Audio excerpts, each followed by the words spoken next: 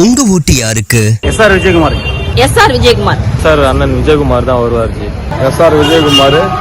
SR விஜயகுமாருடைய வெற்றி நிர்ணயிக்கப்பட்டது. ஏடிஎம்கே வரணும்னு நாங்க விரும்புறோம். அம்மா இருந்தப்ப நிறைய பெண்களுக்கு நிறைய நல்லதெல்லாம் செஞ்சிருக்காங்க. நம்ம எடப்பாடியார் வந்தா மட்டும்தான் அது நடக்கும். ஏடிஎம்கே ஆட்சி வந்தா மட்டும்தான் அது நடக்கும். ப்ரோ நானும் விஜய் ரசிகர் நம்ம ஓப்பனா சொல்லணும். பட் ஓட்டு கண்டிப்பா நான் ஏடிஎம்கே தான் பண்ணேன். அப்பதுல இருந்து இப்ப ஏடிஎம்கே தான். தமிழ்நாடை பொறுத்தவரையும் திமுக, அதிமுக, திமுக அதுதான் எப்பவுமே மக்கள். இது ஒரு 50 வருஷம் வரலாறு. இன்னைக்கு நேத்து வந்தது கிடையாது. முக்கிய செல்வாக்கு இல்லங்க. சும்மா விஜய் எத்தனை வருஷம் கட்சிக்காக உழைச்சாரு. விஜய் என்ன கவுன்சிலரா இருந்தாரா, எம்எல்ஏ வந்தாரா, எம்பியா இருந்தாரா? விஜய் என்னவா இருந்தாரு? திடீர்னு இப்போ சிஎம் சீட்ல உட்கார்ந்து. எஸ்ஆர் விஜயகுமார் ஒரு சிறந்த ஒரு எளிமையான மனுஷன். எம்பியா இருந்தார். 5 வருஷம் எம்பியா இருந்து கூட அவருடைய நடைமுறைகள் ஒரு சாதாரண மனிதன். அதான் இன்னைக்கு வரைக்கும் அந்த எளிமை. நான் நல்ல பேர். இது வரைக்கும் எந்த ஒரு சின்ன ஒரு இது கூட அவர் மேல எந்த ஒரு அலிகேஷனும் அப்போதுல இருந்து இப்ப இது வரைக்கும் கட்சியில ஒரு தலையீடு குறுக்கீடுகள் இல்லாம இருக்காருன்னு ஒரு இமேஜ் இருக்கு. உண்மையான எஸ்ஆர் விஜயகுமார் தான் ஓட்டு போடணும். ஏற்கனவே இவர் ஒரு நாடாளுமன்ற வேட்பாளர் இருந்தார். ஒரு எளிமையான ஒரு சாதாரண மிடில் கிளாஸ். அவர் இந்த அம்மா ஜெயலலிதா அம்மா புரட்சி தலைவர் அம்மா அவர்கள் தேர்ந்தெடுத்து ஒரு மாணவர்கள் தேர்ந்தெடுத்து அவரை வெற்றி பெற செய்து. சார் அண்ணன் விஜயகுமார் தான் வருவார். அண்ணன் தான் ஒரு வீடா எல்லாத்தையும் கேட்டுருக்காரு. இன்னும் இங்க இப்ப தண்ணி பிரச்சனை இருக்கு. அதுவும் அண்ணனால முடிஞ்ச அளவுக்கு தீர்த்து வெற்றி. ப்ரோ நானும் விஜய் ரசிகர் நம்ம ஓப்பனா சொல்லணும். பட் ஓட்டு கண்டிப்பா நான் ஏடிஎம்கே தான் பண்ணேன். அப்பதுல இருந்து இப்ப ஏடிஎம்கே தான். ரசிகர்னா எல்லாரும் போய் இப்ப ரஜினி வந்தா போய் பாக்குறாங்க, கமல் வந்தா பாக்குறாங்க, அஜித் வந்தா எல்லாரும் அது பொதுவா காமன் தான். அது எல்லாரும் போய் பாக்குறாங்க. அதுக்குன்னு ஓட்டு அவருக்கு போட்டுற முடியாதுல்ல. ஆதவர்ஜினா எந்த கட்சி எந்த கட்சினே தெரியல அப்படிங்களா? நாங்க அதெல்லாம் கணக்கிலேயே வச்சுக்கிறது இல்லைங்க. அதாங்க வில்லியோக தொகுதி பொருள் 2 ஜாம்பவன் தான். ஒன்னு ஏடிஎம்கே, ஒன்னு டிஎம்கே. விஜய்க்குலாம் செல்வாக்கு இல்லைங்க. சும்மா விஜய் எத்தனை வருஷம் கட்சிக்காக உழைச்சாரு. விஜய் என்ன கவுன்சிலரா இருந்தாரா, எம்எல்ஏ வந்தாரா, எம்பியா இருந்தாரா? விஜய் என்னவா இருந்தாரு? திடீர்னு இப்போ சிஎம் சீட்ல உட்கார்ந்து முடியுமா? எந்த ஒரு தொழிலாளரும் சரி, அரசியல் அடிப்படையில இருந்து வரவனுக்கு தான் மரியாதை. அடிப்படையில இருந்து வரவங்க தான் அரசியலும் தெரியும். மக்கள் எப்படி நம்புவாங்க? நம்ப மாட்டாங்க. கண்டிப்பா இங்க ஏடிஎம்கே ஆட்சி தான் வரும். விஜய் கட்சி தான் இப்ப விஜய் கட்சி தான் வரும்னு நாங்க எதிர்பார்க்கவே இல்லை. இந்த இடத்துல 2 கட்சி தான் ஜாம்பவனா இருக்கு. ஏடிஎம்கே, டிஎம்கே 2 தான் இருக்கு. டிஎம்கே ஃபர்ஸ்ட்ல ஓட்டு கேட்க வந்ததோட இது வரலும் அந்த எம்எல்ஏ திரும்பி வந்ததோட நாங்க பார்த்ததில்ல. இத்தனை வருஷத்துல அடுத்த எலெக்ஷனே வந்துருச்சு. ஆனா ஏடிஎம்கே அப்படி இருக்க மாட்டாங்க. அவங்க வந்தாங்கன்னா நிறைய நல்லது செய்வாங்க.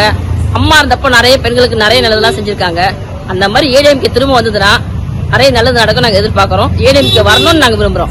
அவர் அப்ப இந்த பெண்களுக்கு எந்த தொல்லை இருக்கிறது, கொலை இதெல்லாம் எதுவுமே இல்லாம அமைதியா இருந்தது. அமைதியான பூங்கா இருந்தது.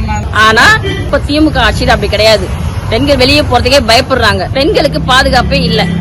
பெண்களுக்கு பாதுகாப்பு வேணும். இளைஞருக்கு நிறைய வேலை வாய்ப்பு வரணும். தமிழ்நாடு நல்ல முன்னேற்றமா இருக்கணும்னா நம்ம எடப்பாடியார் வந்தா மட்டும்தான் அது நடக்கும். ஏடிஎம்கே ஆட்சி வந்தா மட்டும்தான் அது நடக்கும். சார் அண்ணன் விஜயகுமார் தான் வருவார். ஏன்னா அவர் ஆல்ரெடி எம்பிஆர் எலெக்ஷன்ல ஒரு வாட்டி ஜெயிச்சு ஒரு 3 வருஷம் மக்களுக்கு சேவை பண்ணியிருக்காரு. இந்த வாட்டி அவர் தான் வரணும். கண்டிப்பா வருவார். டிவிக்கெல்லாம் இப்போ வந்தது இப்போ வளர கட்சி ப்ரோ. அது ஆதவர்ஜினா இது வரைக்கும் இந்த தெருவுக்கு வரல. ஆல்மோஸ்ட் ஆயிடுச்சு. 1 மந்த் கிட்ட ஆக போகுது. இது வரைக்கும் இன்னும் யாருமே இந்த தெருவில் வரல. இப்போ அண்ணன் தான் ஒரு வீடா எல்லாத்தையும் கேட்டுருக்காரு. இன்னும் இங்க இப்ப தண்ணி பிரச்சனை இருக்கு. அதுவும் அண்ணனால முடிஞ்ச அளவுக்கு தீர்த்து வெற்றி வாய்ப்பு வந்துச்சுன்னா இந்த வாட்டி கண்டிப்பா யங்ஸ்டரால அவரால் முடிஞ்சது நாங்க ஓட்டு போட்டு அவர் ஜெயிக்க வச்சு இது பண்ணோம். கண்டிப்பா ஜெயிக்கும். கண்டிப்பா ஓட்டு ஒரு 10,000 இல்ல 15,000 ஓட்டு வித்தியாசத்துல கண்டிப்பா ஜெயிப்பாங்க. இல்ல இளைஞர்கள் எல்லாம் போட மாட்டாங்க. அவங்க தெரியும் ப்ரோ. அவங்க யோசிச்சு தான் போடுவாங்க. நம்ம அந்த அளவுக்கு இது பண்ணிருக்கோம். அண்ணன் இப்ப இங்கெல்லாம் கிரவுண்டு கிடையாது. பசங்க எல்லாருமே கேட்டிருக்காங்க.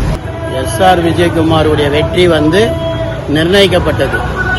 ஏன் பாத்தீங்கன்னா உலக பணக்காரன் தயாநிதி மாறனை எதிர்த்து வெற்றி பெற்றவர்.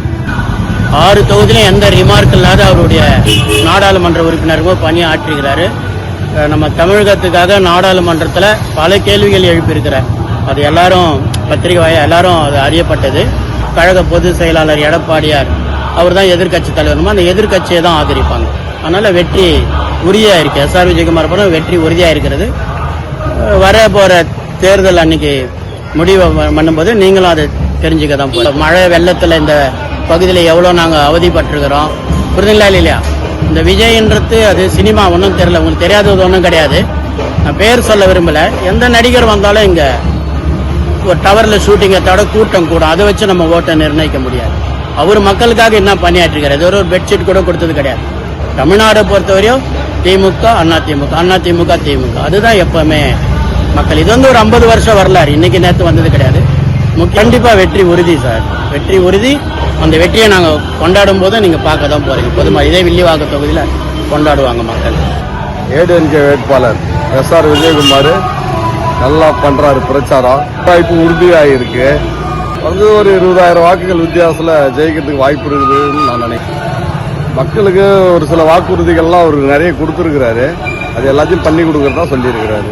எளிமையான வேட்பாளர், மக்கள் அப்ப கூப்பிட்ட குரலுக்கு ஓடி வந்து வேலை செய்யக்கூடிய ஒரு வேட்பாளர். முன்னாள் எம்பியாவும் இருந்திருக்கிறாரு. அதை வச்சு நாங்க ஆதரிக்கிறோம். எஸ்ஆர் விஜயகுமார் கல்வியை மேம்பாடு இது பண்ணிக்கிறாரு, பட்டா வாங்கி கொடுக்க நினைக்கிறாரு. கல்வி, மருத்துவ வசதி, விளையாட்டு எல்லாம் இல்லை, அதெல்லாம் சரி பண்ணி தரணும்னு சொல்லியிருக்காரு. பெண்களுடைய பாதுகாப்பற்ற நிலை, அந்த நிலையெல்லாம் முன் வச்சு ஜனங்க வந்து இன்னைக்கு மாற்று ஒரு அரசியல் வேணும்ன்ற விரும்புறாங்க.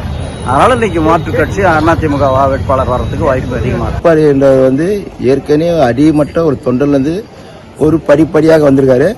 கொரோனா காலத்துல 4.5 வருஷமாக பணியாற்றி கொண்டிருந்தாரு. அரசுல வந்து எந்த விலைவாசியும் மாற்றம் இல்லை, கரெக்டாக அதை கொண்டு போனாரு. அதே டைம்ல இந்த கொரோனால வந்து பாதிக்கப்பட்டவங்களுக்கு என்ன நோய் ஏதுன்னு தெரியாம ஒரு மேலிடத்துல அவர் என்ன கேட்கணுமோ அதெல்லாம் கேட்டு வாங்கி கொடுத்து ஒரு நல்ல ஒரு பொலிட்டிக்கல் நல்ல பேர் வாங்கினாரு. அதே டைம்ல விலைவாசி கொண்டு வரல, ஏத்தல, அதே விலைவாசி கொண்டு வந்தாரு. ஒரு இன்னைக்கு கொரோனா ஆயிடுச்சு, கம்பெனி மூட்டாங்க, இந்த பக்கம் பஸ் வருமானம் இல்லை, கடைங்கெல்லாம் மூடியாச்சு வருமானம்னு சொல்லி விலையை ஏற்றவில்லை.